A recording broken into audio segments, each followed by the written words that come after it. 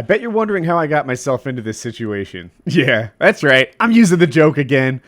Let's start. A couple people asked me how I got into the air, and one guy, very kindly but misplaced, complimented me for thermaling up there. This is how I really get in the air.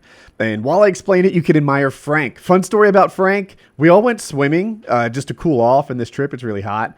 And he's from France, but he didn't have a bathing suit, so he went skinny dipping, and we called him the French tickler for the rest of the trip. Soak it in. Bask it in. Anyway, that boat has a super powerful engine. It's like a 5.7 liter V8, and it also has a specialized winch. It's expensive, but it's just for this purpose, for towing paragliders into the air. And what's going to happen is they're going to raise their hand. They're probably too small to see. And then I'm going to do a really deliberate bow to let them know that I'm ready.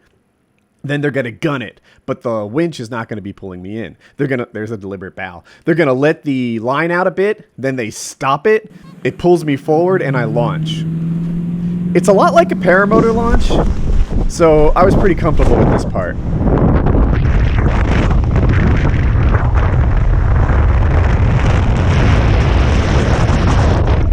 Quick catch up for those of you that missed the first video in this series. This is an SIV course. The letters aren't important because they're French. I'm not even sure what they stand for, but it's pretty much disaster recovery and aerobatics or acrobatics training. So this is day 2 out of 3 of my disaster recovery and acrobatics training. If you're curious, this is how I disconnect myself from the boat. Most of the time it happened on the first pull, but I guess I pulled kind of lame and had to like tug it like a man. There we go. Now I'm disconnected. So here come the maneuvers. Alright, heading back towards this. When you get the bridles tucked somewhere safe, I want you to do a left 90 out towards the middle of the lake. There you go. Didn't get a very high toe. Get the inside a little bit, so we're just going to start off with the full stall. Make sure you got a wrap on each brake, keep ankles crossed, pull your heels up to your seatboard, lean back nice and relaxed in the harness. You're starting to pull the brake. When I tell you to push it through, you're going to lean forward, lock your elbows, thumbs to your thighs, hold it for a 5 count. Let's go ahead and get started. You already pushed it through. 1, 2, 3, 4, 5.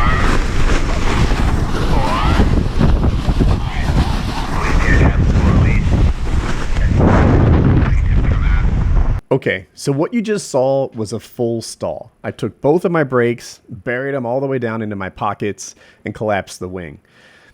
Then, as I came out of the full stall, I had double cravats. A cravat is the name for it when your wingtip gets tangled in its own lines. The cravats you're seeing are not very serious. But the thing is, every flight I've had so far in this course has been the most extreme thing I've ever done. The second one was more extreme than the first, the third more than the second. This is my 4th flight. I've never done anything as wild as a full stall.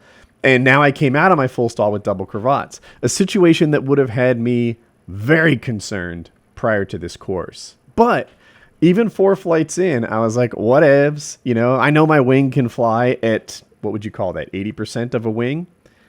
That's not an issue, especially over water.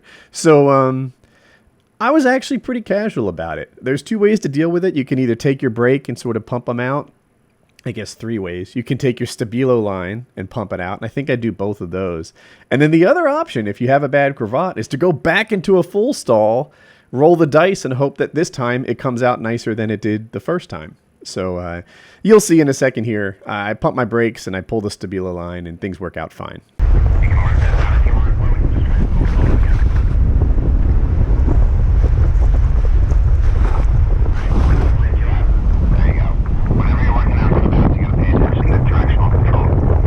together. Really? Slow it down, slow it down, slow it down, slow it down. Good. Push it through, lock it up. There you go, hold it. 1, 2, 3. All right, so this was a new experience for me. Attention grabbing for me. If you can't tell what's going on there, kind of like on a swing set. I think everyone on a swing set as a kid has turned themselves 180 degrees so they face the opposite direction. And also, like a swing set, if you turn 180 degrees, then the swing set really wants to turn you back. You know, you turn back almost sort of violently as you like fall that last half twist. However, if you turn it like 720 degrees and you keep twisting yourself around, then you get sort of stable, just like on a swing set. That happens in paragliding. So this, I don't know if it's considered a riser twist when it's only a half twist. Maybe it's a riser half twist. But it was the first time I was ever dealing with this situation where I had to like grab the risers. And in my mind, I don't know if the video supports it, but in my mind what was happening is I had hit the half twist and it was time to stop it from becoming a full twist or double, triple, or quintuple twist. So I grab the risers and I pull them back the other way, which I think is the right instinct. You know, you might argue that you could still fly the wing, but I think the right instinct is to get that twist out, because when you're twisted like that, what happens is your brakes, they stop working. They get like tension locked, and whatever you had as the twist set in is what you keep. So you can't fix problems. You can't, like, you just stuck with whatever you had, and obviously coming from a problem that twisted it, it might not be what you want.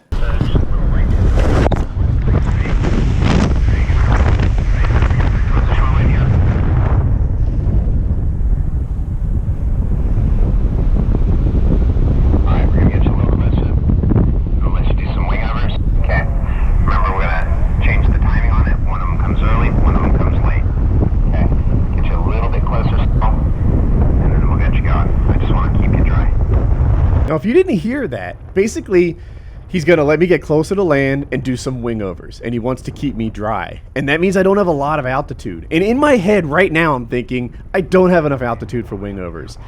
The thing is, 99% of the time I disagree with an instructor, I'm wrong. And too often I think it's that 1%, but I just listen. I listen to this guy, I have a lot of faith in him, so I'm doing some big wing overs. I guess I do one too many. And I knew I shouldn't. I don't know. I knew I shouldn't have done wing overs. You can see, what did I do? 3 there? Like 2 wing overs isn't even a thing. Let's watch.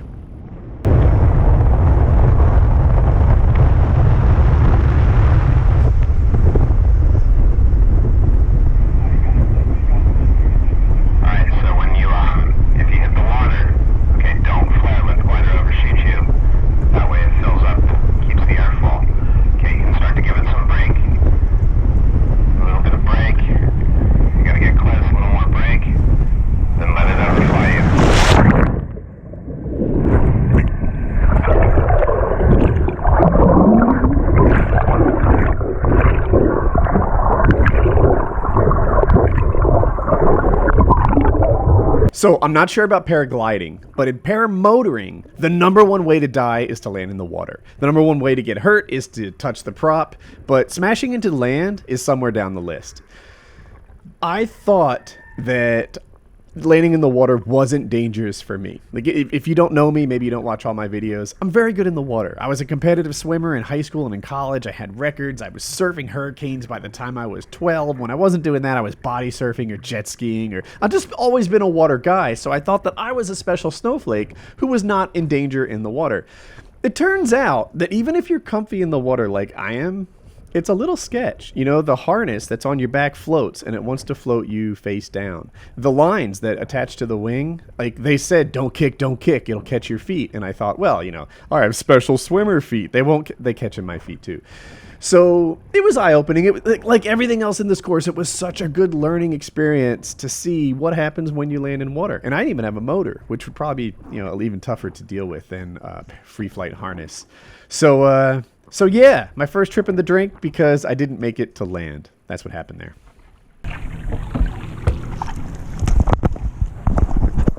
Okay, so you just saw me do a full stall where I took both brakes, buried them all the way down to my butt, you know, pull it too far.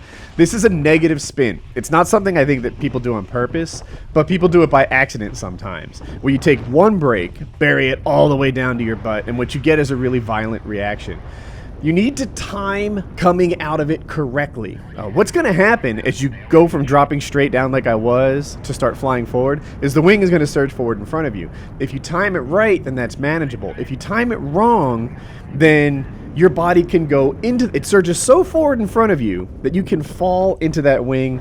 Now you're gift wrapped, and now you have a problem that's very difficult to solve. And I think I didn't point it out, but my risers just twisted again. It was very brief. And yeah, attention getting. The riser twist was something I had no experience with. And now I've done 2 negative spins. Wowzers.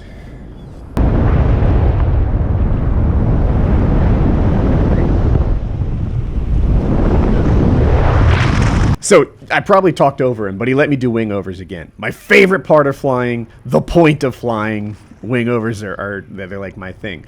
Again, I'm not doing great. I'm watching myself on here. I'm going to do a couple things I really don't like. I don't like that I'm touching the riser, that I'm not pulling the brake on. I don't know what's up with that. I know I need to pull that brake to stop it from deflating, but I'm doing it. I see it.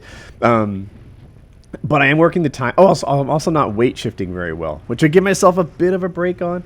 I've never used this harness before. My harness at this point is soaking wet. The reserve parachute is wet and therefore unsafe. So this is a borrowed harness from the instructor. And, that'll...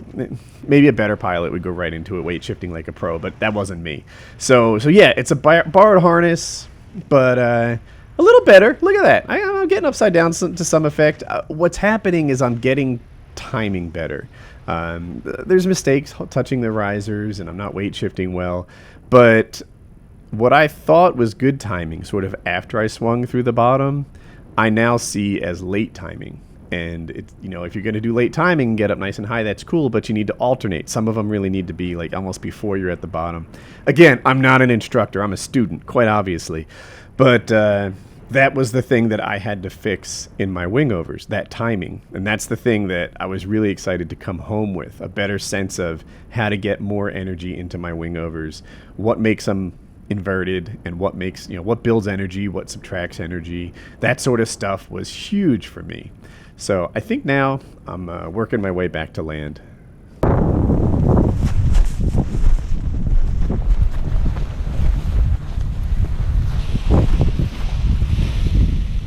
Future Woody here. I just looked at the footage of my third flight. Something went wrong. The camera cut off before I even got off tow. But you're missing nothing. What happened was I released. I was in the sun. The instructor didn't see I released. I did asymmetric spirals all the way down because there was no voice in my ear. And they weren't even good ones. And that wrapped up day 2. Still hugely valuable. The negative spins. I was starting to get the timing on my wing overs. I just took a lot home in terms of confidence and learning that I didn't have before day 2. And as a matter of fact, I got the knack for the timing on the wing overs so well, I almost felt like I didn't need day 3. Day 3 was full bonus. Anything that happened in day 3 was just more than I had hoped for, because of what I had gotten out of the rides that you've seen so far. So we'll do day 3 as another video. Multi-million-dollar deals, got $1 million deal. When I was younger, I would wonder how $1 million feel. And for real, it feel like I ain't even broke a seal. Cause when you drop hits, they want you to pick up the bill. Now my life is in Maryland, my heart is in Chicago. New York state of mind, but out LA, man, that's where I go. When I need to lay this shit down, so much on my mind, that's the reason I'm spitting now.